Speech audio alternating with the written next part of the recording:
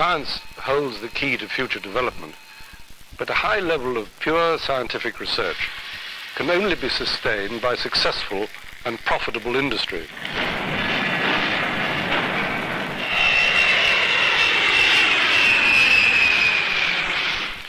But technical knowledge alone is not enough. It requires real people with an intelligent concern for human civilization. And technology is more than a vocation. It is both a challenge and an opportunity to people who are capable of original thought, who have the fire of ambition in their bellies, and who can learn to use their judgment. In the old days, when there wasn't any machinery about, people knew about ordinary life and the environment in which they live. Today, it is actually possible to go through life without having the first idea how an internal combustion engine works, for instance, which is the basis of all transport. Therefore, I think that in general terms, more people ought to know about the principles on which our mechanical civilization is based. This is the first important point. And secondly, I think that it's very important for people to be able to use their talents within the circumstances. Now, employment, the majority of employment is going to be technical in some way or other in industry and commerce. And therefore, I think that people need to learn the things which are going to be useful to them, which are going to be important to them as individuals. Those words of His Royal Highness the Duke of Edinburgh highlight one of the most interesting trends in education in Britain today, where the emphasis is shifting from the machinery of teaching to the psychology of learning. This program is about a part of that change, about an exciting new way of learning science and technology called project work, and about the active encouragement given to it by the Duke of Edinburgh in his role as chairman of the school's Science and Technology Committee. And with him in the studio are boys and girls drawn from schools all over Britain who have experience of project work. Their ages range from 14 to 18. Some are committed to science careers. Others are discovering the fun of science for the first time. In project work, the pace is set by the student. He's encouraged to invent something, analyze something, set himself a difficult goal, and realize it all by himself. To get there, he'll have to learn a lot of science. He'll learn it at his pace, and most important, because he wants to. When you look at some of the projects these pupils are doing, it's worth remembering that they're in school, not university, fitting in their project work between history, geography, or language lessons, and that most of the equipment has been designed and built in every detail by these teenagers. Well, you've all been concerned in this project work in schools, and as I suppose you realize, it's to help you to discover what the process of scientific analysis means in practice, and also to help you to learn about the problems of applying scientific knowledge for practical purposes. Now, perhaps you'd like to tell me about some of the projects you've been doing. What about you, Nicholas Baines? Nicholas Baines, 17 years old. The aim of the project is to design, build and test small solid fuel rocket motors. The propellant we use is cordite in the form of cartridges, which we obtain from a local firm of engineers who build similar units and test rigs, which universities buy for demonstration purposes. We built our own test rig for the rocket motors we constructed and an instrumentation unit to monitor their performance.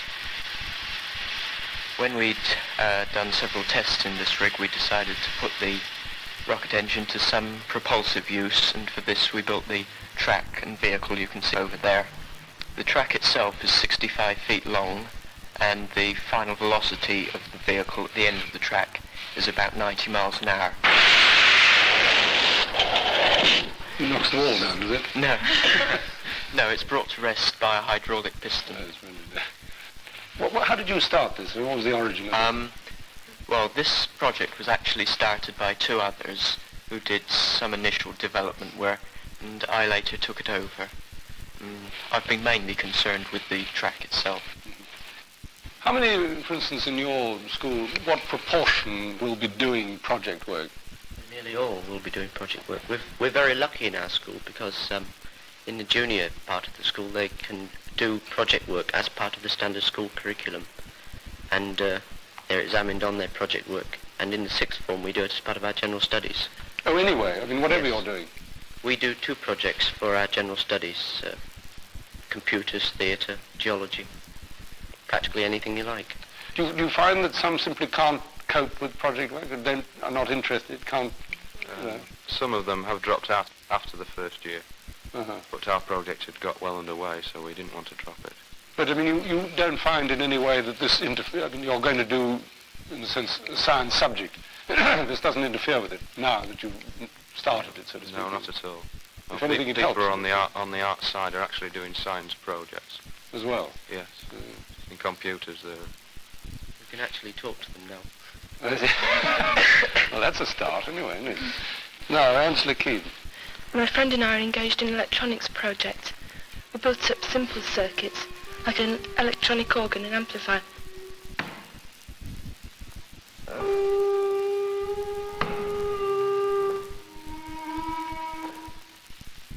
The electronic organ is basically an oscillating circuit, which feeds impulses through to the amplifier, and you can hear the sounds through a small speaker.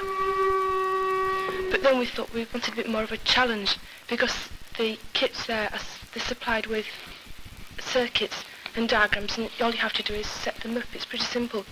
So we thought we'd like to use the knowledge which we are gaining in physics and apply it to something a bit more difficult. I think Pat could tell you more about that. Patricia Adams, age 17.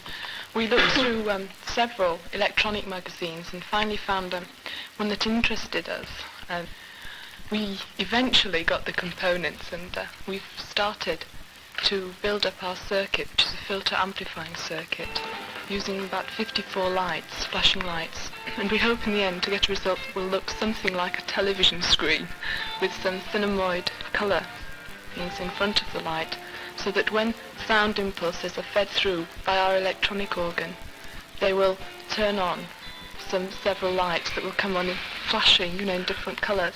But again, you had to do quite a lot of sort of basic work before you got to this point. Oh yes, you have to do the basic work, but it has helped a lot in our other work, our school work. What about you, Vijay? My name is Vijay Daya, age 17. I work on the vacuum forming machine. As you can see behind me, the vacuum forming machine is designed in such a way that the plastic takes the shape of the mold by using the principles of vacuum and pressure. The present value of such a machine is at least £500. 3 years ago, a team of 3 boys decided to build such a machine at a cost of £20. At the moment, I'm working on a technique called tape forming, which means that air is blown through when the plastic is heated, so as the plastic bubbles out, and then it is allowed to take the shape of the mold. This means that the plastic is evenly distributed. My partner Andrew designs the mold. At the moment I'm doing a dental project, which includes 4 models of jaw and teeth, one of a baby, 5-year-old, a 10-year-old and an adult. These models show the development of teeth, from milk teeth to permanent teeth. There are also other boys in the school doing other models, such as dissection of a rat. These are then used by making a plaster mould in a vacuum forming machine. The teachers in the junior school then use these for teaching and find that the students can understand the dissection more easily.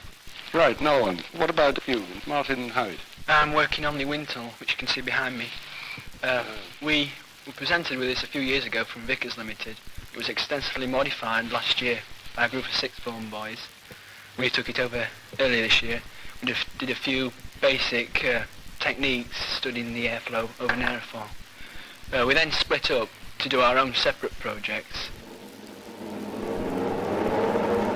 The aim of my investigation was to determine the lift due to the top surface of an aerofoil placed in an airstream, and to do this I had to design a pressure plotting aerofoil, which is a series of tubes let into the top surface of an aerofoil, whereby the pressure at each point can be read separately on a separate manometer. And I built a multi-tube manometer which gives a graphical display of these pressures. And I take the results from these pressure readings and put them into a computer program. This is a computer at Bradford University, which we use in conjunction with the General Studies Computers project. And when I've got the output from the computer, I plot these coefficients of pressure on a graph. Then by integrating the surface under the graph, surface area under the graph, I can obtain the total lift due to the top surface. And if I had time, I would like to let some tubes into the bottom surface and thus obtain a total lift due to the airfoil.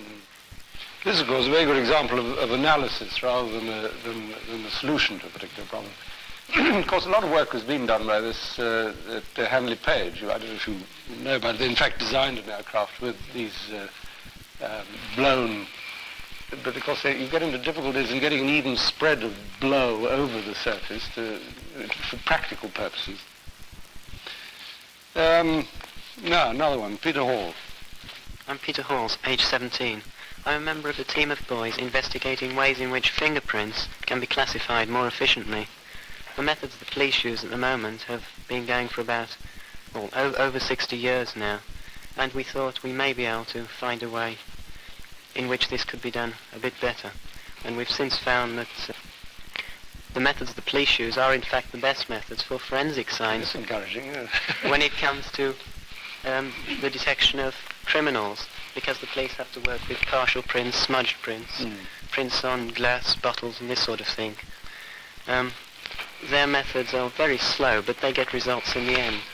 Well, our project then went on to find ways in which complete prints could be classified automatically, and so we're developing a machine in which we should be able to do this rather more quickly. 2 prints are put on the drum, and we have 2 scanners which go over the 2 prints. When both prints are the same, we get a high count.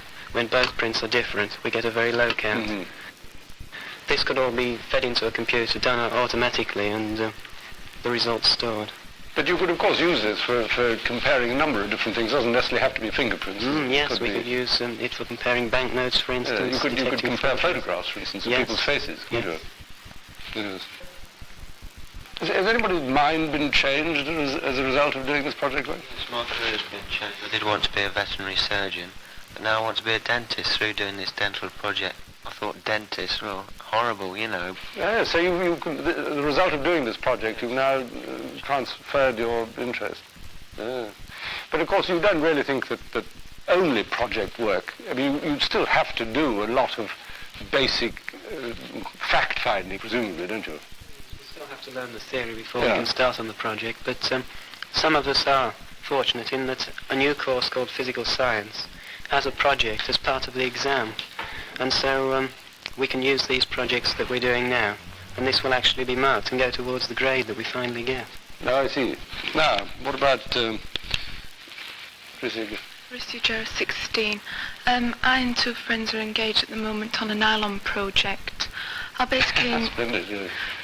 Our basic aim is to make nylon threads and dye them by various methods, such as a patented manufacturer's dye, permanent black ink, and chemicals available in the lab such as litmus or methyl orange, and various food dyes, then comparing this to 100% nylon cloth which is bought in the shops. A nylon thread can be made in various methods using various chemicals. Now making nylon 610 using sebaceous chloride and hexamethylene diamine by interfacial polymerization. This nylon by this method is highly superior to the 6/6 nylon which we made previously.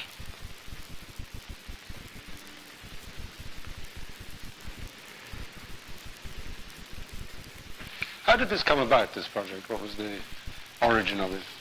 Well, I'm a non-science student, and I thought, well, this wouldn't be too highly technical for me to understand. And I have realised that science isn't just all book work, it can be very interesting. So you, in fact, found that in spite of not taking science, that this has taught you quite a lot about it, Oh, so to yes. speak. Yes. Judging by the jargon you've picked up, you'll go a long way. How does the rest of the school react to this? Are they impressed by the people doing the project work? Are you considered to be, slightly crazy? How do they react to it? No, I don't think so. I think it more or less encourages them to sort of take part. There's this feeling. They are slightly impressed by it. Oh, they are, yes. Uh-huh. Yes. And they want to get in. I mean, this is the impression you feel. Or at least if not wanting to get in, they recognise that you're doing something reasonably intelligent, do they? Well, apparently, yes. so. Well, it does matter after all, doesn't it? Yes, it does. Because if you do something which everybody else thinks you're wasting your time, it doesn't impress them very much, does it? They won't. Well, no, another one. What about you? James Stembridge, aged 19 years. In our project, we are involved in testing scale model boat hulls. We are working in Southampton Technical College. This is their test tank.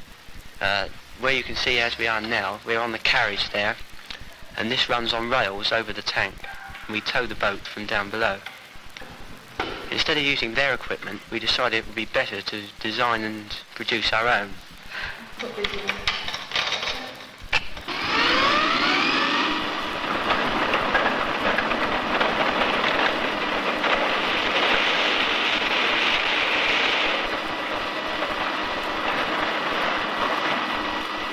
The equipment which we built consists of a dynamometer, which is a simple form of balance for measuring forces. We fix this into the carriage which runs down a tank, and thus tow the boat from this to measure the drag resistance of the hull.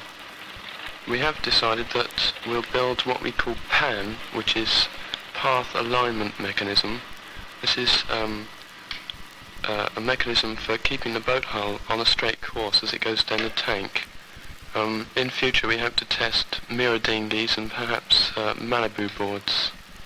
But now you've been involved with the Southampton Forum, haven't you? Yeah, I think this is where a thing comes in very important like this, because it creates a better liaison between schools, industries, tech colleges, universities.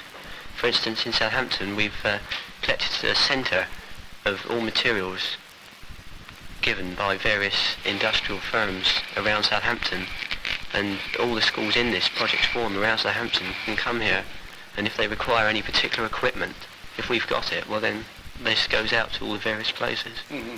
How many schools, for instance, are associated with the forum? I think there are around about 50 now. 50? Yeah, in the round Southampton area. Well, apart from your obvious enthusiasm for the individual projects that you're doing, can you tell me what you feel about this as a method of learning? How do you react to it, for instance? If you sort out the problems yourself, you're more likely to. It might take longer, but you're going to get really stuck into it. I might not enjoy everything to do with schoolwork, but I most certainly enjoy this. It's always helpful to have an extra string to your bow, and I thought a project work has given this extra string, to mine. I think it provides you with confidence, which is so essential when you're working alone. You must believe that you're capable of doing something. If you just get formal teaching, I don't think you get this. Whereas when you start doing project work, you see the results coming before you. Well, you hope you see them. And this tends to build up your confidence, and you think you can just about tackle anything. And I feel that it's really helped me a lot, because to see a finished project, it gives you a lot of satisfaction, and as has been said before, confidence. And then there's always the development of your own ideas and your own imagination and intuition along the technological lines. Well, I think the enthusiasm of the students for this method is undeniable, but as a nation we got on quite well with the old methods of learning science and technology. We managed penicillin, for example, and the jet engine before there was project work. So I'd like to ask first, Your Royal Highness, why we need a change at all in the teaching of science.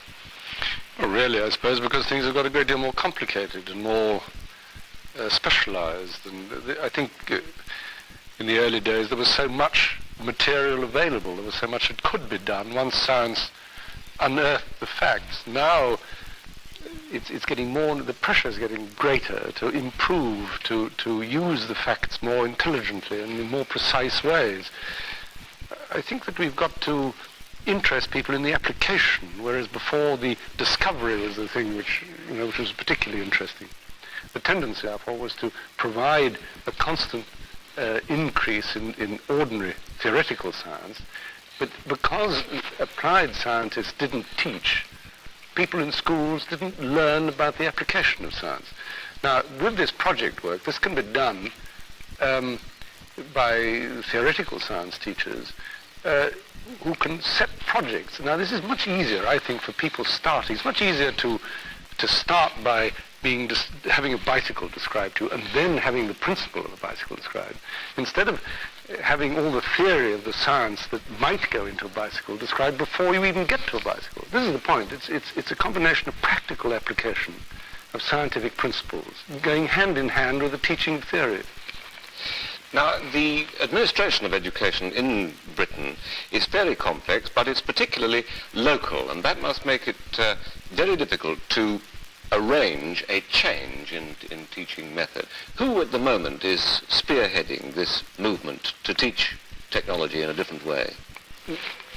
Well, these are really two questions in a sense. The local and divided aspect of education is very important because it gives it much greater flexibility. It means that each section can advance a little bit here, they can experiment a little bit there, and if something is effective, it'll be taken up by others, instead of a monolithic system where everybody says, you are to do this, so it may be wrong, and then everybody's doing it wrong. The difficulties really are that there is a structure of courses, syllabuses, and examinations already in existence. And the difficulty is that if you change one, you've got to change them all. If you want to change your examination, you've got to change your syllabus, you've got to change the publications necessary for it, and so on. So it's obviously a rather long process. On top of that, there are, whatever it is, 8 separate examining boards in this country, each of whom can write any kind of examination they like, more or less, provided it's then subsequently acceptable to universities. So there's a considerable number of semi-related organizations, all of whom have got to sort of move along together. It's a process of getting teachers to meet each other, to discuss the way they do it, to discover how to do it, to find the equipment and to get employers interested, because they're the people who are ultimately going to say, this is the sort of thing that is going on, this is the sort of thing that they ought to know about. You must be asked to lend your weight to a great many efforts of this kind. Why have you personally chosen this one? Well, I suppose, I don't know, but I mean, in 1951, I think it was, or 52, I was president of the Association for the Advancement of Science, and ever since then I've been somehow or other involved in the two sides of the scientific activities, the scientific research and the application of science. And in more recent years, I seem to have become involved in more and more organizations like the Council of Engineering Institutions and the Royal Society and things, and the Association of Science Education. They're massive organizations. And in discussing these things, you begin to realize what the problems are. And to me, it seems that what needs to be done is to make more realistic opportunities available to the people going through schools and colleges. We've talked about this as if it were the needs of the nation that are at stake. But of course, at the end of the day, one has to decide why one wants to institute a change of this kind, in whose interests it is. What do you think is the relevance of this effort that's currently being made to the future of Britain? I think this is a great problem, because it's very easy to say the nation demands this, the economy demands that, the industry has such and such a requirement. Well, if you use that approach, you will eventually reduce the whole of the educational system to a kind of production line, a farming of technologies, which is, I think, wholly against our tradition, which is that the individual is important. And I think that no matter how important it is to get our economy right, you will only really get it right if you get the individual's opportunities right. If you can offer them a chance of using their talents and making a living and contributing to their community and to the nation as a whole, then you'll get everything else right. You can't do it the other way around, because I frankly believe, to me at any rate, that the individual is a great deal more important than the state.